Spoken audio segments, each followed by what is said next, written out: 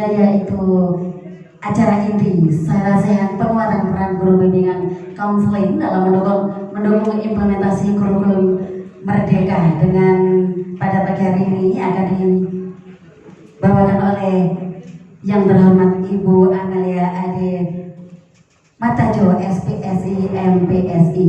Dan untuk acara hari ini akan saya berikan kepada Bapak Moderator, yaitu Bapak Dr. Muhammad Yunus. Kepada Bapak beserta Ibu kami silahkan.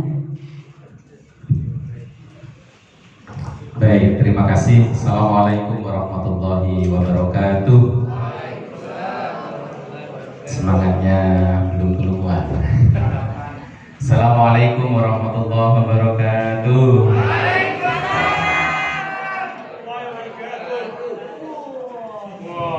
Sudah jam 11 ya. Bismillahirrahmanirrahim. La haula wala quwwata illa billah. Ma ba'du. Rabbi shrah li sadri wa yassir li amri wahlul 'uqdatam min lisani yafqahu qawli. Amma ba'du. Bapak Ibu yang saya hormati, yang kami banggakan, guru BK yang gabung di MPBK, kita masuk pada sesi inti sesuai dengan tema yang tertulis di banner, penguatan peran guru BK dalam mendukung implementasi kurikulum Merdeka. Bapak Ibu yang kami hormati, IKM atau kurikulum Merdeka tahun ini akan dilaksanakan secara total dari kementerian, yang jika sebelumnya ada 3 jenis kurikulum yang dilaksanakan: kurikulum darurat, kurikulum 13, dan kurikulum Merdeka yang diuji cobakan melalui guru penggerak ataupun sekolah penggerak. Tahun ini akan diimplementasikan secara keseluruhan. Namun demikian, itu sudah ada bagiannya pada wadah kurikulum. Bapak Ibu, kali ini kita tidak akan diskusi terkait dengan bagaimana kurikulum Merdeka itu dilaksanakan dengan berbagai kegiatannya, termasuk misalnya proyek penguatan profil pelajar Pancasila, misalnya dengan P5-nya. Tetapi kita akan lebih masuk pada sosok peserta didik yang menjadi bagian tidak terpisahkan dari implementasi kurikulum Merdeka itu sendiri. Sebaik apapun kurikulum yang dikembangkan, sebaik apapun guru dipersiapkan untuk mengajar di kelas dengan kurikulum yang disiapkan, kalau kekuatan persiapan mental yang dimiliki oleh peserta didik tidak siap, maka tidak akan mampu mengantarkan perubahan yang mendasar pada peserta didik itu sendiri. Apapun namanya, baik itu pembelajaran berdiferensiasi dan segala macam, kalau mental yang dimiliki oleh peserta didik, anak didik, pembelajar tidak siap, maka tidak akan mampu mengantarkan anak didik itu. Nah, di sini kemudian hari ini kita mencari momentum dan pembacaan secara dini terhadap kesiapan mental dari anak didik kita. Artinya adalah melihat sosok peserta didik tidak hanya pada persiapan secara kognisi saja, tetapi juga harus dilihat dari kesiapan mentalnya. Untuk itu hadir bersama kita Ibu yang sangat cantik di sebelah kiri saya ini, Ibu Amelia Aziz Daeng Matajo, MPSI psikolog. Beliau ini sehari-harinya sebagai Ketua Unit BK Fakultas Kedokteran Universitas Islam Malang. Jadi satu profesi dengan Bapak Ibu. Jadi beri tepuk tangan untuk beliau. Selain di Unit BK FK Unisma, beliau juga seorang psikiater yang praktik di Rumah Sakit Unisma Malang. Jadi kami ada rumah sakit yang beliau praktik di situ untuk psikiater yang sudah menangani tidak hanya siswa ataupun mahasiswa, tetapi juga persoalan yang dihadapi oleh masyarakat umum. Dan kata beliau, hidup kita ini penuh masalah dan kita pasti stres. Stres adalah keniscayaan, bagaimana memanage stres itu adalah pilihan kita. Kira-kira begitu untuk memancing apa yang akan disampaikan oleh beliau. Baik, untuk tidak memperpanjang waktu, kami persilahkan Ibu Amel untuk bisa menyapa dan menyampaikan materi kepada Bapak Ibu yang luar biasa pada pagi hari ini. Monggo Bu Amel.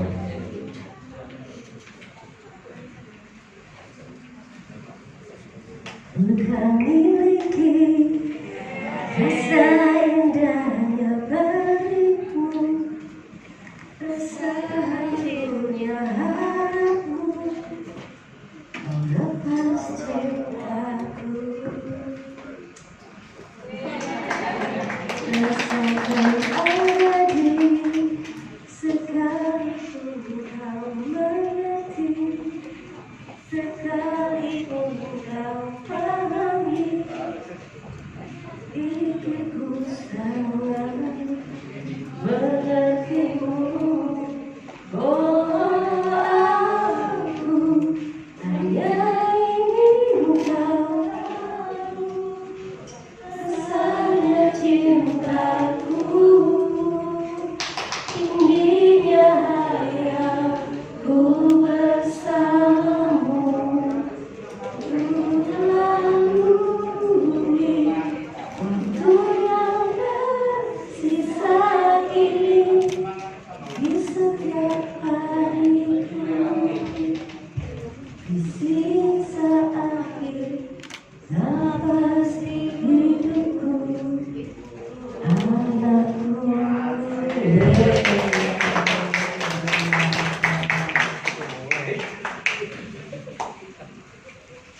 Sebentar, dijaga dulu. Saya jeda sedikit ke Ibu, sebentar saja. Mohon izin untuk yang mempunyai kendaraan expander dengan nopol S1. Terima kasih, kita kasih ongkos dulu ya untuk Ibu cerita. Tadi sudah kayak konser ya. Waduh. Ya seperti itu bukan remaja kita sekarang. Oh, aku hanya ingin kau tahu. Remaja kita itu kan banyak nggak tahunya ya. Tak jane kene iki umum ya, pikir remaja itu betul nggak sih? Karepe iku ya apa? Ya. Dalile kok dadi kanca, wis dadi kanca sakjane. Ya. Terus belum lagi mereka itu punya orang tuanya juga nggak bisa diatur, sama tidak sekarang. Begitu kan dihadapi teman-teman saya. Nah, Bapak Ibu sekalian, termasuk di sana ada para bapak guru juga, ya luar biasa sekali, jarang sekali memang psikologi bimbingan konseling itu diminati oleh para ayah ya, para pria gitu. Jadi betul kata Bu Isi tadi, kalau bapak itu berminat, tapi bapak itu suami ayah idaman. Ya kita kasih aplaus dulu ya. Ada Pak, halo ya Pak. Oke. Nah, tentu saja saya ucapkan terima kasih kepada Bapak dari Dinas Provinsi, kemudian juga Bapak Kepala Sekolah SMKN Jombang yang telah memberikan kesempatan untuk kita bisa berkumpul sharing di sini ya. Saya perkenalkan diri sedikit, kalau kita sudah dikenalkan. Saya seorang ibu dari 3 orang putra putri. Anak saya yang pertama berkebutuhan khusus yang mengalami cerebral palsy, ya, jadi ada kelumpuhan pada saraf otak. Kemudian anak saya yang kedua, alhamdulillah seorang dokter, lulusan dari Unisma, luar biasa ya. Jadi anak saya ini lulusan Unisma, tapi dia bisa bersaing dengan UGM, dia bisa mengalahkan lulusan dari UGM. Bisa dibayangkan ya, seperti apa kualitas pendidikan yang kita jaga. Anak pinter saiki wakeh, betul enggak? Apalagi anak-anak sekarang sudah main apa mereka? Mungkin pengetahuan kita nggak seluas mereka, tetapi ada yang tidak bisa digantikan di dalam sini. Tidak bisa digantikan oleh apapun, betul, ya. Nah, disitulah ya luar biasa pembinaan yang kita berikan kepada mahasiswa kita, khususnya di Fakultas Kedokteran Universitas Tangerang. Anak saya yang ketiga, ya alhamdulillah juga sudah lulus, sekarang sudah bekerja di luar kota. dulu juga ada autis tapi ringan autisnya ya. Alhamdulillah dia juga bisa berkarya. Anak saya ini semuanya adalah para milenial, betul nggak? Ya, dan tentu saja yang panjenengan hadapi saat ini adalah para generasi milenial. Nah, dalam tugas saya sehari-hari, saya melihat remaja-remaja kita sekarang ini seperti mereka itu ada, tapi tidak ada. Ya, mereka di depan kita, tapi sepertinya kepikirannya ini berselancar ke dunia maya. Ya, mereka mungkin melihat dunia maya itu realita mereka yang sebenarnya, betul nggak sih? Justru kita ini yang melihat itu masalah dan kita tarik mereka ke dunia nyata, tetapi ternyata tidak mudah. Lihat saja mereka ini produk-produk yang mungkin mereka sekolahnya itu udah kurang-kurang ya, sudah sebagus apa sekolahnya. Kalau perlu sekolah jangan sampai siang, sampai sore, tidak perlu gemi, tidak perlu nggak usah muli, gitu ya. Ya. Tapi ternyata mari kita lihat apakah sekolah menjawab masalah-masalah yang terkait dengan kesehatan dan mahasiswa. Tentu saja tadi seperti sudah didengarkan oleh teman-teman, tiba-tiba dari guru BK itu apa? Itu ada taman polnya, gitu ya. Tos bu ya, tos. Ya, sama. Saya pun juga merasakan hal yang sama. Ya, dan ini pekerjaan yang amat sangat besar diharapkan, dia pada pundak kita sebagai orang yang memiliki kompetensi sebagai konselor atau sebagai psikolog. Padahal kita hanya secuil. Tadi itu loh saya suka nyanyikan lagu itu kalau penerimaan mahasiswa, pertemuan orang tua mahasiswa baru. Saya katakan kepada orang tua, ini ketika masuk ke Unisma ini punya masalah nggak anaknya ini sama orang tua? Karena itu PR banget. Akan mereka bawa ketika di kampus. Saat mereka sudah hidup jauh dari orang tuanya, sudah mandiri, kenakalannya muncul kabeh. Tapi ada yang sebelum kuliah pun sudah unik gitu. Saya katakan bahwa tidak mudah berkomunikasi dengan remaja zaman sekarang. Hati-hati, orang tua sekarang itu juga ada yang mempunyai parenting namanya toxic positivity. Perhatiannya besar, fasilitasinya bagus, dia bahkan sampai ngutang-ngutang biar anaknya bisa sekolah, tetapi dia too much advices, terlalu banyak menasehati. Betul nggak? Terus BK nih melok-melok menasehati. Ya. Sampai ada satu mahasiswa yang sekarang sedang dalam masa pembinaan HIV. Itu kita ada metode pembinaannya. Dia bilang sama ayahnya, gak usah ini Pak, aku sekalian nasehat terus ibu minta. Wis, saya bilang ke bapaknya, wis Bapak, jangan gak usah nengok dia, wis aman kok dia di pondok. Karena kan ada pondok pesantren, aman kok gak usah nengok. Saya tuh kangen, walau wis rasa kangen dhisik. Susah komunikasi dengan remaja sekarang. Nah, atas dasar itulah kemudian kami dari Universitas Islam ingin berbagi ya tentang bagaimana menciptakan sebuah lingkungan sekolah yang bisa memberikan kesehatan mental bagi banyak. Oke?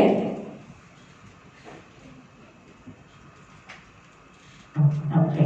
Nah, Bapak Ibu sekalian, sebetulnya yang namanya kesehatan itu tidak cuma masalah fisik, ya. Tentunya di sekolah ada UKS ya. Iya. Apakah UKS juga mengurusi soal kesehatan mental? Tidak. Ya. Jadi di situ yang kemudian kita jadi salah kaprah, ya. Harusnya diurusin ini fisik, mental, sosial, spiritualnya remaja. itu jadi satu kesatuan. Kita ini bukan cuma satu badan ini. Makanya remaja kita jiwanya melayang, teman-teman. Karena kita tidak konsen ke situ, ya. Nah, kesehatan mental sendiri bukan sekedar menjadi gila, menjadi depresi, dan berbagai macam gangguan kejiwaan. Tidak, termasuk dalam kesehatan mental adalah well-being, sejahtera, well-being and happy. Apakah anak-anak sekarang sudah ke sekolah? Bu, mendengar kajian kata belum mendengar? Tidak seperti. Tidak, Ibu suka sekolah, Bu? Suka sekolah tapi tak lumayan. Ibu? Tidak suka. Ibu? Yang suka ada yang enggak, Ibu? Suka semua. Tapi ya insya Allah apa-apa, kita harus optimis ya. Tapi kalau kita mau jujur, susah menciptakan sekolah yang menyenangkan, benar tidak? Nah, padahal BK itu powerful, tapi Anda ini sendirian, betul nggak? Paling menolong, muridnya gak bener, sing nyeneni gak cuma wong tuane. Sing salahno BKE. Nah, Kene prestasi yang dipuji guru wafilnya. Nah, jadi ada apa-apa ya, tepuk tangan dulu ya buat kita semua. Oh, betul sekali. Saya juga merasakan, Bu. Jadi anak-anak itu kalau sudah yudisium, yang disalami itu adalah dosen-dosen blognya itu. Betul. Sampai dilewati, oh ya wes gak apa-apa, wes tak ngerti aku gitu ya. Padahal pas stres itu ya karo aku. Bunda ada di mana sekarang? Ya, boleh bunda nih, kok nek wis mari yudisium, tangis-tangisan karo bloke, dosen bloke aku wis lari. Bu gak apa-apa ya. Apa bayaran?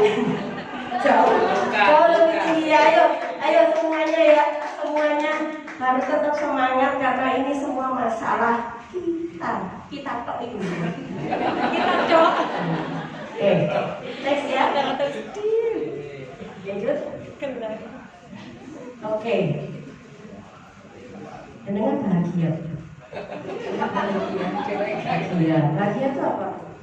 Bahagia itu selalu bisa bersyukur, kemudian bisa menerima diri, apapun masalah kita ada definasi. Bisa solihah ibu ini ya, luar biasa. Kalau itu bahagia enggak? Bahagia.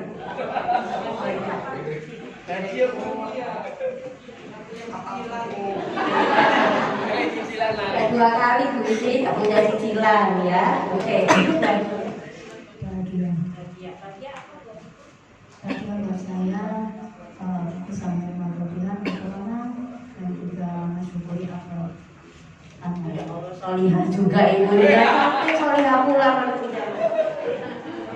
Masya Allah. Bahagia itu apa?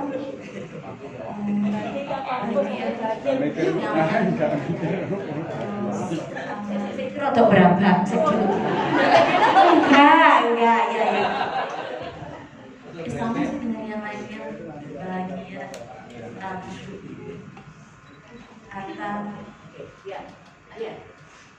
Ternyata solihah semua ya. Tapi pernah tidak kita bertanya, siswa kita bahagia tidak? Saya jujur, sering.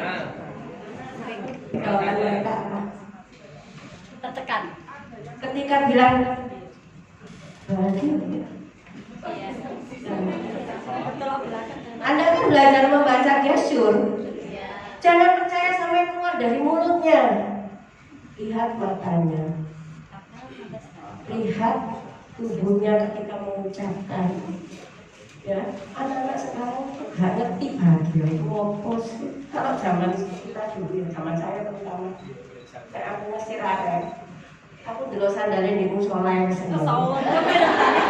Bener ya, nguntok lu bahagia ya. Sederhana, ya. Padahal mek sandalin. Gak ketemu wongnya gak apa-apa, yang penting dulu sandalin. Apa mana nek sandalin so jejer.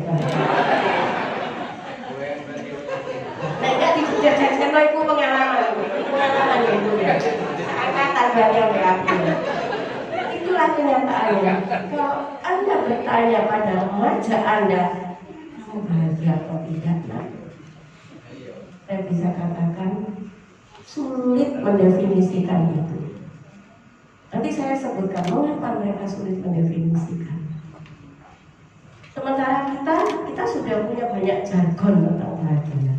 Malah saking akeh jargonnya terus sampai mikir kayak jawabannya podo kabeh ngono ya. Padahal sajane kita bahagia itu cukup gampang ya. Suami datang bawa nomor tabak, rangkulan, mesin Nggih, kental ya. boleh ditelepon dengan kabar, ya toh? Nah, tapi tidak demikian adalah dan tidak ada rumusan yang benar tepat tentang kebahagiaan remaja. Kalau ditanya, banyak sekali jawabannya. Mulai dari yang sifatnya alasan materi, alasan non materi, sampai yang alasan dicari-cari. Jika mereka tidak bisa merasakan happy or not, berarti ada something problem di sini. Tak iso guru makna gandani, iso, jangan harus optimis. Ya. Jadi sebetulnya kita ini mempelajari sesuatu yang abstrak, bener nggak? Nggak bisa didefinisikan, dicekel nggak iso sebenarnya. Karena ranah ini, ranah jiwa adalah ranah Tuhan. Itu masalahnya. Minimal ketika kita memberitahu tentang happiness pada remaja adalah you feel your God or not. Kamu merasakan Tuhanmu hadir. Kalau nggak gampang, kalau kita sendiri punya banyak masalah, gimana kita bisa bantu? Coba kita lihat pramugari di pesawat itu. Kalau ngajari memakai masker oksigen, siapa dulu yang disuruh pakai? Orang yang lebih tua sebelum menolong anak. Kalau misalnya anaknya ini gopoh, kita saking sayang pakai mana oksigen kita habis. Yang terjadi adalah kita sesek dong. Akhirnya kita yang nggak ketolong, yang ini juga nggak ketolong. It means artinya dengan semua harus happy. Pengen dah mulai saiki. Eling anake. Nah, yang namanya happy itu nikmati. Just like now, nggak yang di sana, yang di sini. Sekarang nih, saya pergi. Belum macet itu mau orang mungkin macet dulu, aku tak video di situ. Akhirnya saya dapat data, ternyata saya ngebuk-ngebuk itu deh.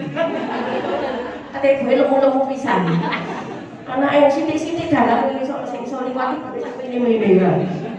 Nah, jadi kita menikmati keadaan.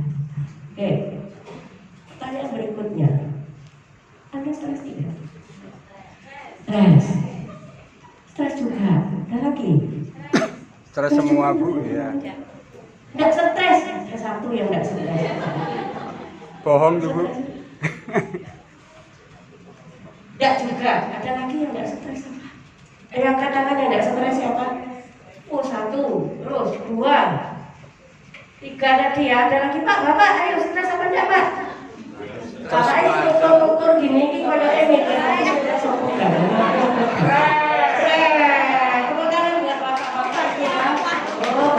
Jadi para ahli itu mengatakan justru orang yang tidak merasakan stres adalah orang yang stres.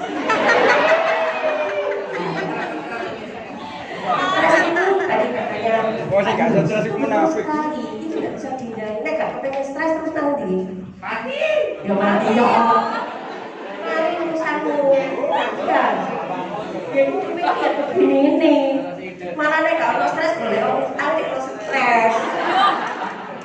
Dulu. Ya. Dengan stres ini kita bisa membangun diri kita. Mau lahir aja itu ada stres. Stres pertama bayi ketika dilahirkan dan stres pertama yang dia bisa lewati adalah bisa keluar dengan selamat dari vagina ibunya. Tekan dipenyet Dan ibunya menolong. Bapak dan pas gawe lali loh, kok rasanya pas lo angel ini gitu ya. Ketika dia berhasil melewati itu, di dalam vagina itu ada bakteri baik, probiotik alami, yang itu akan menempel terus dia bawa terus di dalam hidupnya dan membuat dia bisa tahan menghadapi stres daripada bayi-bayi yang dilahirkan dengan sesar. Ya, sementara ya ada orang tua atau para ibu yang tidak bisa memilih karena kondisi kehamilannya dia harus melahirkan. Tapi banyak juga ibu-ibu yang nggak berani merasa mau ada sakit itu tadi adalah sebuah kondisi di mana si anak ini diajak untuk siap nih loh, stres pertama kamu keluar dari rasa nyamanmu dari rahim ibumu adalah keluar dan menangis. Nek gak nangis banyak anak-anak yang kebutuhan khusus yang lain gak nangis. Nah ini satu ilustrasi saja ya. Oke, jadi kita siap ya dengan stres ya. Apa-apa itu tadi lupa kali ya. Sing itu mau jauh stres itu mau gak stres soalnya ngomong Babelia nyanyi puji-puji dewi ya. Yang tidak bisa atau yang mengganggu remaja kita adalah bagaimana memanage stres mereka. Itu yang sebenarnya jadi masalah. Ya, oke. Susah ya, ini bisa diulangi aja. Oke, nah sebetulnya yang stres itu nggak cuma siswanya, betul ya. Gurunya juga stres, rekannya juga stres, kepala sekolah stres bisa.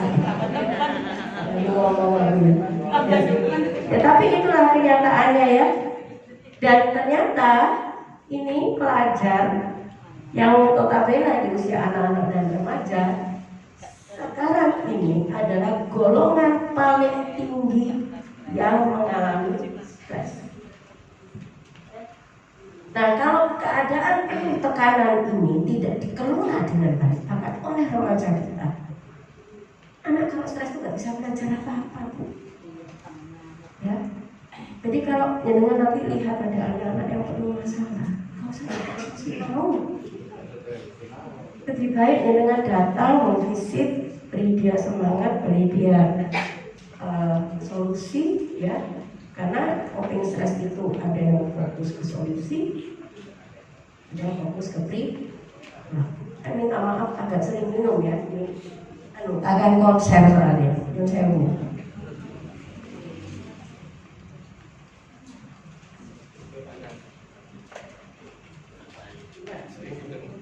Lanjut ya, dan saya Pak Dimas ya. Ini adalah hasil survei terbaru yang dilakukan oleh Indonesia National Cancer Prevention.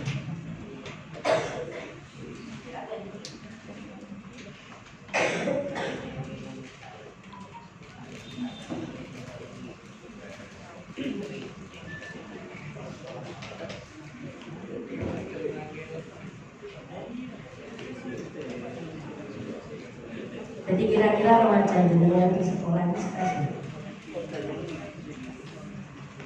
mengalami gangguan kesehatan mental. 1 dari 3. Sedangkan penduduk Indonesia itu terbanyak adalah anak-anak dan remaja. Jadi next ini ada yang belum pernah lihat buah stroberi? Pak pernah lihat Pak? Pernah. Oh pernah. Warnanya apa Pak? Nah, merona ya Pak? Cantik banget Pak? Nah, baratnya anak-anak kita itu seperti stroberi. Stroberi. Nanti mempesona. Mereka mungkin memiliki tubuh yang bagus, tinggi, besar, langsing, glowing, ya. Monyor. Pak bahasanya monyor. Kalau foto kan juga sambil cucu gitu ya. Pinter. Saya dulu kalau mengevaluasi psikotes SPM dulu itu susah cari IQ di atas 100. Tapi sekarang biungan. Terus kita pakai penyaring apa lagi kalau sudah begini? Ya. Nah artinya strawberry itu diibaratkan kayak anak-anak kita ini loh, ya, mempesona, indah, cantik, ganteng. Tapi kalau strawberry-nya digelundungkan apa yang terjadi? Bonyok. Artinya resiliensi stres pada remaja zaman sekarang itu rendah. Dia tidak bisa mengelola stresnya dengan baik. Berapa? Salah. Betul ya? Jangan terasa nggak itu remaja sekarang? Begitu nggak sih? Gampang emosi. Orang tuanya dibetulin bisa nggak? Orang tuanya Hanya ngomong anaknya dititip katanya pokoknya terserah sekolah, pakai tidak terserah sekolah wani kiro ya. Dan terus sekolah ya, terserah sekolah ya guru BK itu dinaik lah gajine ngono ya. Kadang BK. Ya bisa aku tak naik usul ya. Ya lanjut. Nah kalau kita bicara tentang tadi bahwa banyak sekali penduduk Indonesia itu usianya rentangannya adalah usia remaja, anak dan remaja. Jadi kita nanti akan sampai pada sebuah bonus demografi yang sangat besar, yang ini akan menjadi aset SDM luar biasa. Bahkan di dunia tidak ada sehebat Indonesia untuk bonus demografi ini. Jerman aja sampai kekurangan anak. Jerman itu terbalik ini ya kurvanya. Ya, jadi anak-anak sama remaja itu kecil, yang banyak itu lansia. Jepang menyusulin. Ya, tapi anak-anak Indonesia 1 dari 3 mengalami stres. Jadi bonus demografinya isinya adalah orang-orang yang tidak sehat secara mental. Jadi sampai sing kuat, tadi guru BK sing kuat, vitamin ya, nah macam lah untuk menguatkan tunjangan-tunjangan ditingkatkan semua ya. Karena memang tugasnya semakin berat, betul ya? Ya, lanjut. Ini terakhir kasusnya. Kalau di TK yang banyak itu adalah masalah perilaku, ya, hiperaktif, autism, ya, kemudian agresif, ya. Kalau sudah SD baru masalah kognitif, karena anak sudah mulai belajar formal. Berikutnya kalau SMP dan SMA ini motivasi dan permasalahan sosial. Kasus-kasus kekerasan juga begitu. 14,7% itu dilakukan oleh guru, sedangkan yang teman sekolah gede banget 35,3%. Ya. Dan sekarang tipe kekerasannya tonjok-tonjokan. Nah, apa kira-kira bentuknya? bullying, perundungan, nyuwek. Membuli, setelah itu mereka bisa sampai membunuh. Itu banyak sekali terjadi. Bentar loh ibu, anak-anak kita loh itu, anak-anak Indonesia loh itu. Ayo kita punya, ayo kita sadari. Ini Pak yang luar biasa. Jadi kan nanti pulang dari sini, lapor ke kepala sekolah. Saya stres habis itu kemarin. Karena ternyata tugas kita besar sekali. Tapi materi ini akan saya share pada dunia semua. Ya. Oke lanjut. Ini 12 masalah kesehatan mental anak dan remaja. Kalau ada siswa jenengan yang mempunyai masalah kesulitan belajar, ojo mek dikongkon sinau. Wong sulit belajar dikongkon sinau. Sudah banyak belajarnya, lagi sudah banyak ini saya kesulitan. Carikan solusinya. Kalau jenengan tidak mempunyai tool untuk mengecek di mana titik sulitnya, apakah di skill belajarnya ataukah di emosinya, maka jenengan hubungi expert secepatnya. Karena kalau tidak, akan muncul berbagai gangguan kesehatan mental. Ya, oke, lanjut. Masalah kenakalan remaja ini sudah jelas. Jadi setelah mereka kesulitan, biasanya muncul ini, benar nggak? Coba lihat anak-anak yang membolos, anak-anak yang merokok banyak, anak-anak yang kena narkoba, anak-anak yang perkelahian remaja, pasti mereka atau bisa dikatakan 90% mengalami masalah dengan belajar. Tadi saya tanya, anak-anak ini happy nggak di sekolah? Itu tantangan yang luar biasa. Aku mana SMK, waduh, ya. Anak saya itu dari SMK Negeri 5 Malang. Dia masuk multimedia, ya. Itu pun terjadi, saya menyadari karena mungkin SMK dia agak sulit, ya. Nah di SMK 5 itu dia dibully, tapi alhamdulillah dia bisa melalui itu dan dia kita ajarkan apa? Mana dia yang sakit, yang mana ya dia nggak ngerti. Sini atau badanmu atau apa? Badanmu enggak. Terus yang mana? Ketika kamu dibully itu yang rasa nggak enak itu yang mana sih? Di sini apa di sini apa di pantat apa di mana? Oh, jadi tahu sakit lagi, sakit ibu, nangis lagi. Ya itu namanya kamu marah, kamu sedih. Dulu macam kita tuh udah ngerti yang dirasakan itu apa. Kasih tahu dia yang mana. Kasih tahu nggak yang sakit sama ibu itu yang mana. Ini pusing, anakmu pusing. Kalau dia sudah tahu tempatnya di situ akan lebih mudah dia mengidentifikasi rasa tidak nyamannya, nggak kemudian dikeluarkan dengan paling nggak harus ngomong di sebelah. Semua anak-anak yang bermasalah, anak sekarang kemarin mengikuti nggak 52 pelajar SMP di Bengkulu melakukan self harm massal. Itu guru BK-nya kemana? Pasti kaget. Ya, karena apa? Mereka kecewa dengan guru dan sekolah. Terus para bilasnya cuma bilang begini, nggak ada ya para bilasnya, bilang gini, harus dibina supaya tidak ditiru sama yang lain. Loh, bukan gitu, tapi dicari ini masalahnya apa? Apa cuma untuk viral-viralkan atau apa? Untuk FYP, kita tahu FYP. Ya sering ya punya remaja melakukan, ya kan juga.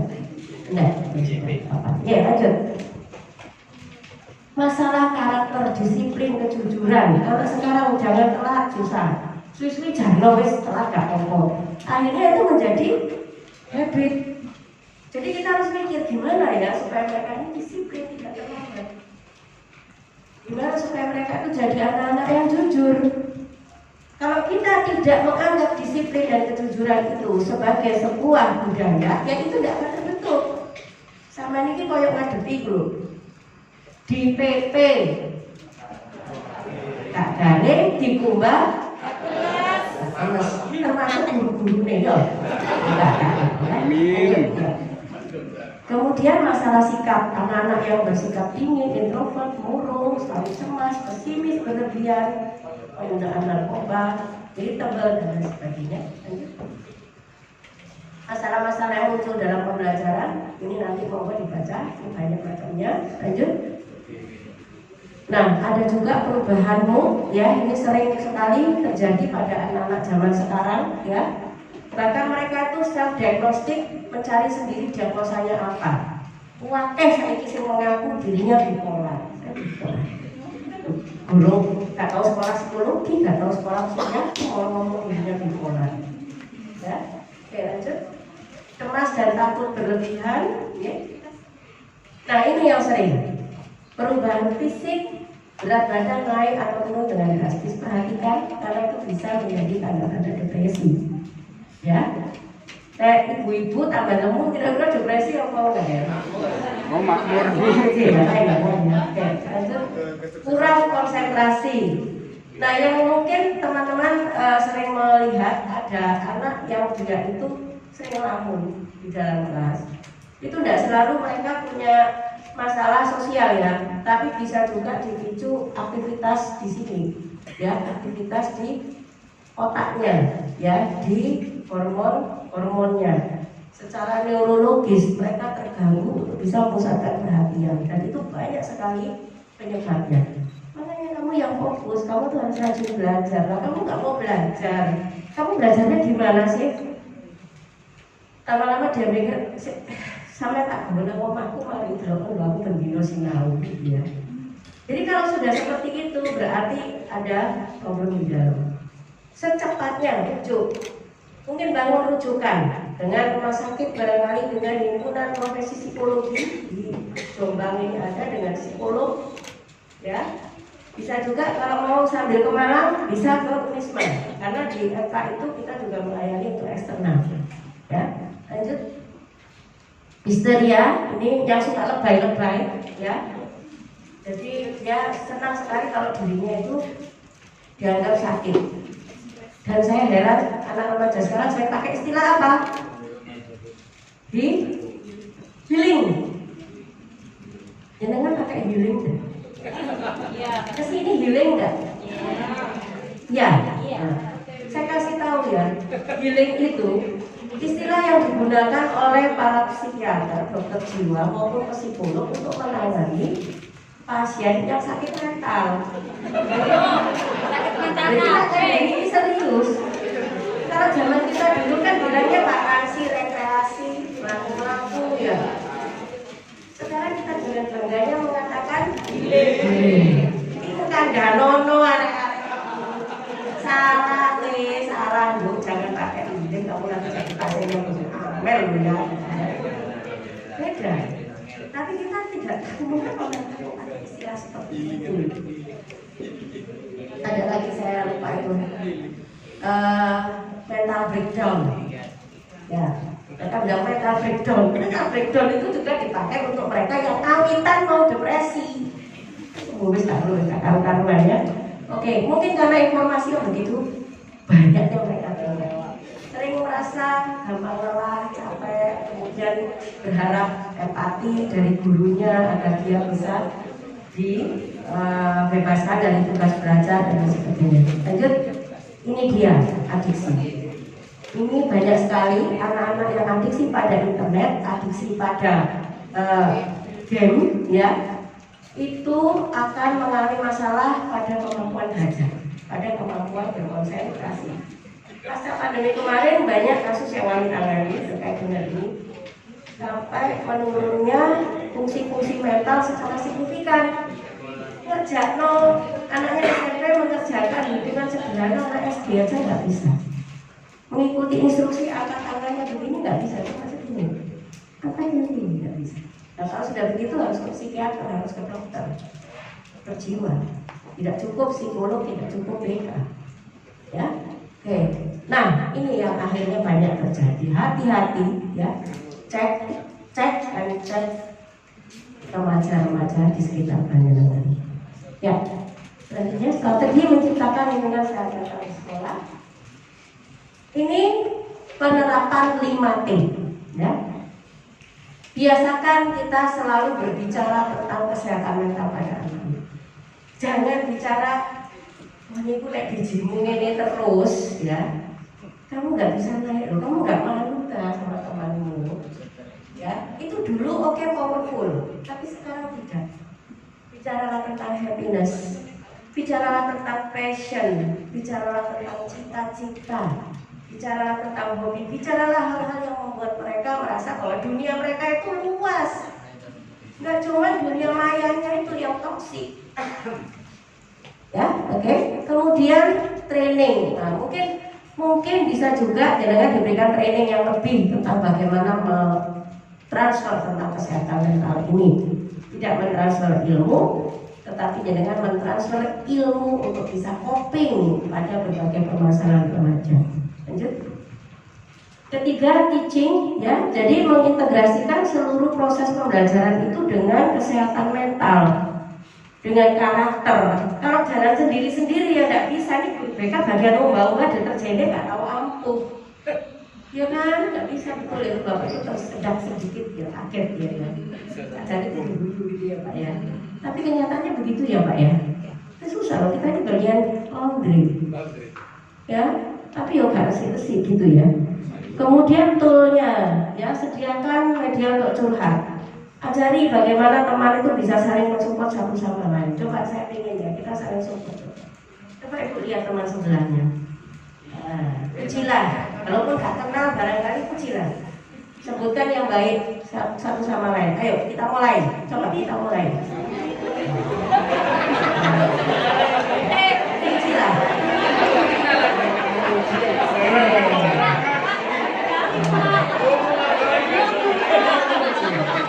Bu, jangan ke belakang, Bu. Nah sekarang kita coba. Dewe ke belakang. Kita berikan energi yang positif pada dia, ya. Kita katakan, Mbak atau Mas atau Pak, Mbak, Kamu cantik.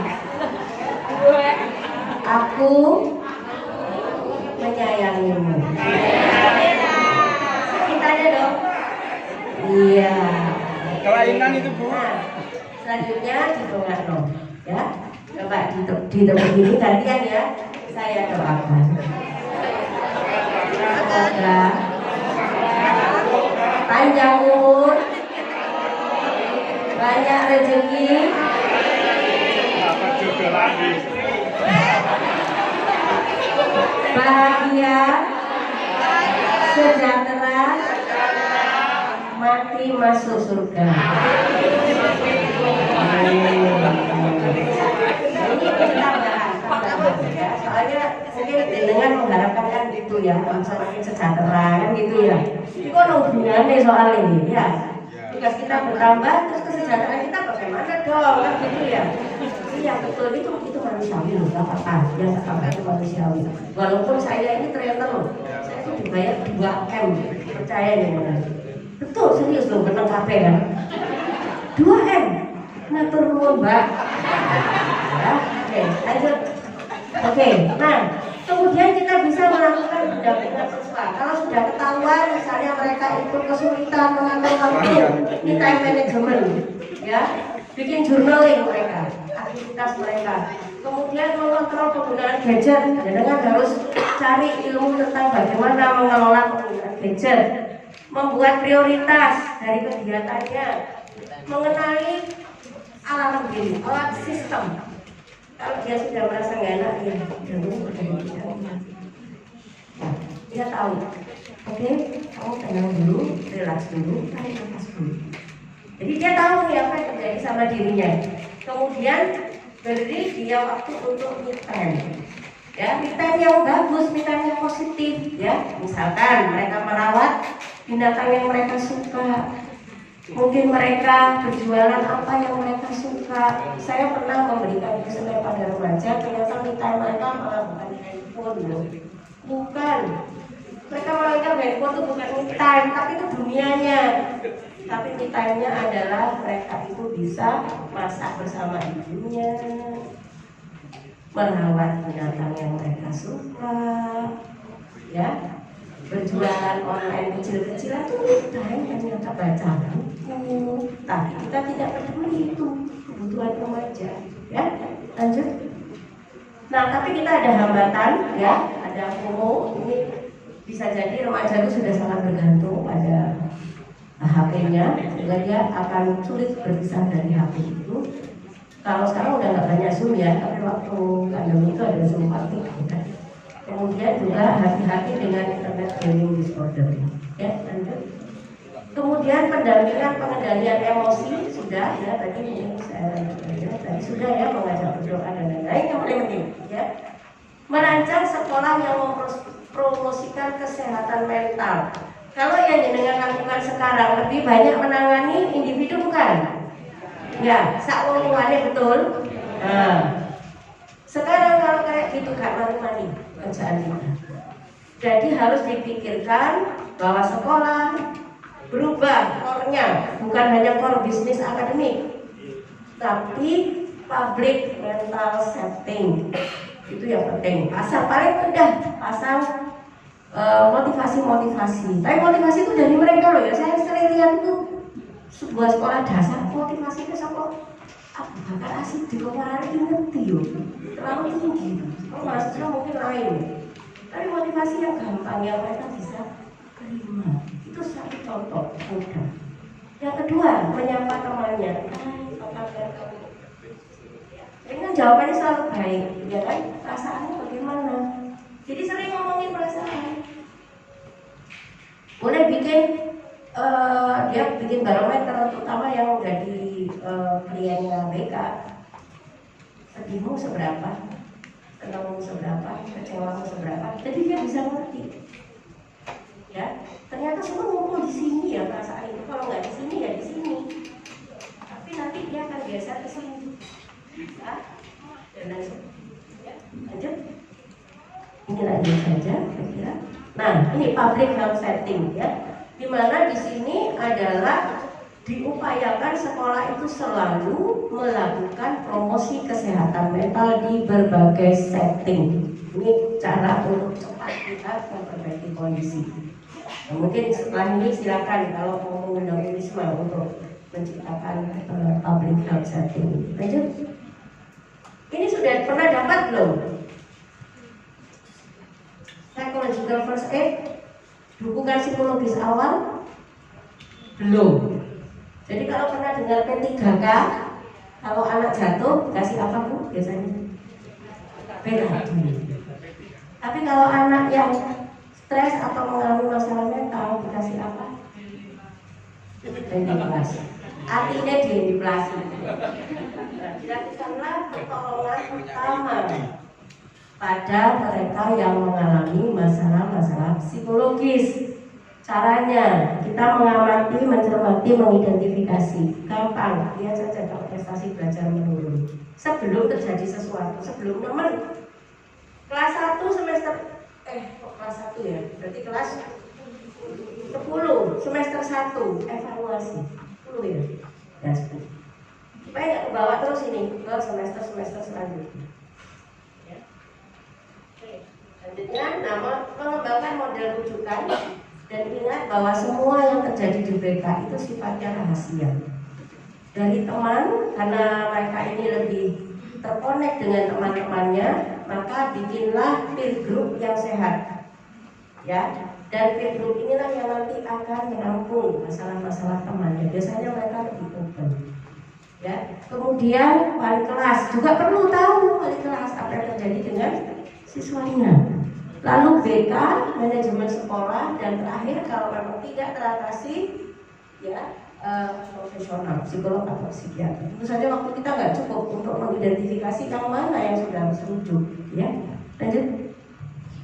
Nah, selanjutnya menciptakan school well-being dan happy, ya, sekolah sejahtera dan bahagia. Pernah nggak ditanyakan ke anak-anak apa yang membuatmu happy di sekolah? Usulmu apa supaya kamu senang ke sekolah? Bisa dicoba gitu ya. Oke, lanjut. Nah, saya ingin mengajarkan ini teknik butterfly hug. Ada yang sudah pernah pakai ini?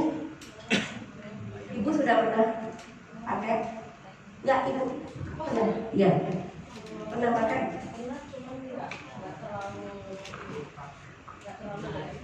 Oh, nggak terlalu berefek. Siapa yang mau mencoba di sini? Silakan. Ibu aja ya, Bu. Kadang-kadang ngefek setelah ini ya. Ini satu cara yang sangat mudah, ya. Jadi sebelum kita melakukan butterfly hug, ya, pastikan Anda sudah tahu anak ini punya masalah. Kalau nggak punya masalah langsung disuruh butterfly, anaknya bingung kan apa ini? Benar Bu, aku nggak tahu gitu ya.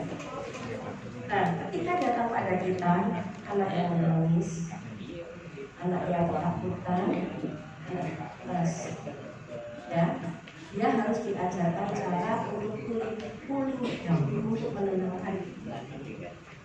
Sama kita pakai latihan nafas. Saya mau tanya bapak-bapak, ada yang merokok di sini? Semua. Tahu nggak kenapa bapak-bapak suka merokok? Stres katanya. Kenapa stres? Makanya stres pakai stres dong. Lebih banyak perempuan daripada pria. Ya. Karena ketika merokok itu pernapasan menggunakan perut. Kalau kita bernapas pakai apa? Dan ini lebih banyak ini lebih sedikit oksigen yang masuk. Kalau merokok, ya tidak usah dilatih, mereka akan bernafas dari perut. Makanya ada efek relax. Nah, caranya untuk melatih, memang kita nggak bisa ya. Kalau sudah kulino pakai dada, coba itu relax ya. Belum, ya kalau itu pas tahu. Oh belum. Jangan mikir ya Bu ya, pakai pikiran. Lanjut Bu, relax ya. Sambil lagi. Ibu sudah relax ya. Mau nganut ya ya. Nah, kalau sudah relax, anaknya sudah. Sekarang yuk Ibu guru ya. Tarik nafas itu kira-kira sampai 7 hitungan. Tarik nafasnya. Tahan 4 hitungan, 1, 2, 3, 4, tarik perut ya. Terus hembuskan. Dari mulut.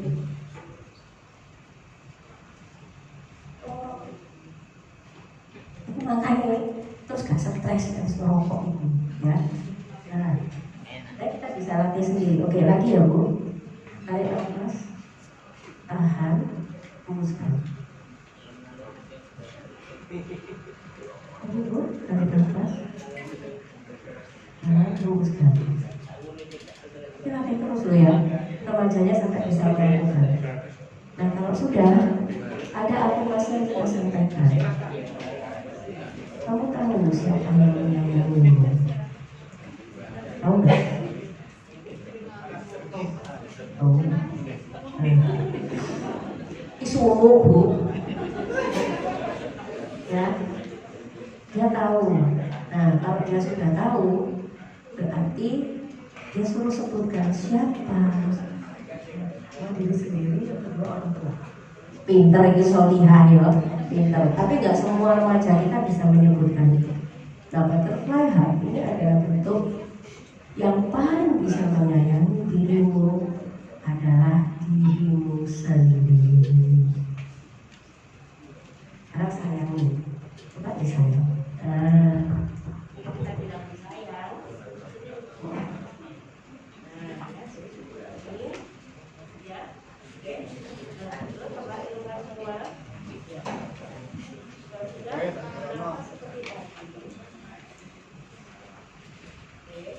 Kemudian minta dia fokus ke yang dirinya ini, apa yang baik tentang diri, fokus ya. Setelah itu kita minta dia menggerakkan lagi.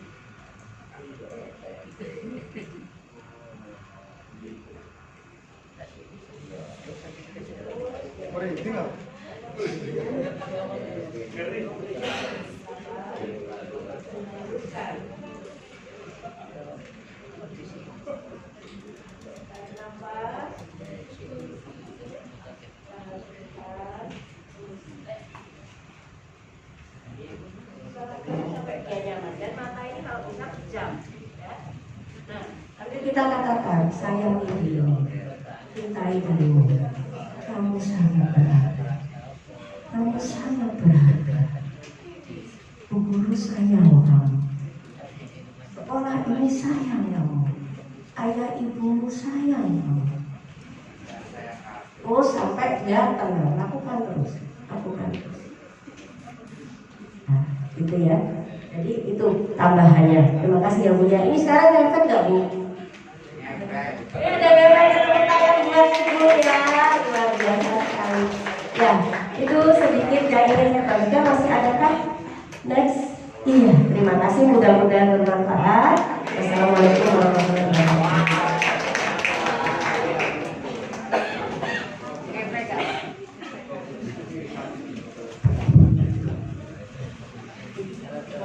Terima kasih Bu Amel atas sharing ilmu, pengalaman, termasuk praktik langsung bagaimana menangani persoalan masalah ataupun stres ya. Mudah-mudahan setelah ini bahagia semua dan tidak ada stres. Meskipun stres indikasi untuk bahagia. Ada waktu Bapak Ibu mungkin ada yang mau didiskusikan atau ditanyakan. Monggo kita buka sesi diskusi. Bahagia semua. Atau cukup? Baik. Bapak langsung ditutup. Oke, baik Bapak Ibu yang saya hormati, Mas Mansur bisa di share. Bapak Ibu yang kami hormati, kalau tidak ada tanya jawab atau pertanyaan dari Bapak Ibu, sesi ini sudah selesai dan Bapak Ibu mohon bisa mengisi untuk link untuk presensi, mengisi kehadiran yang bisa Bapak Ibu lakukan melalui link presensi yang kami share di televisi atau di layar. Bapak Ibu bisa foto untuk mendapatkan linknya. Kami dari Unisma nanti akan hanya memberikan sertifikat dan materi dari materinya Bu Amel setelah Bapak Ibu mengisi link ini. Terima kasih, mungkin itu. Boleh tepuk tangan dong untuk kita semua untuk menyemangati. Terima kasih Bapak Ibu. Mudah-mudahan kita bisa melanjutkan atau meneruskan silaturahim kita di waktu yang akan datang. Kalaupun ada informasi atau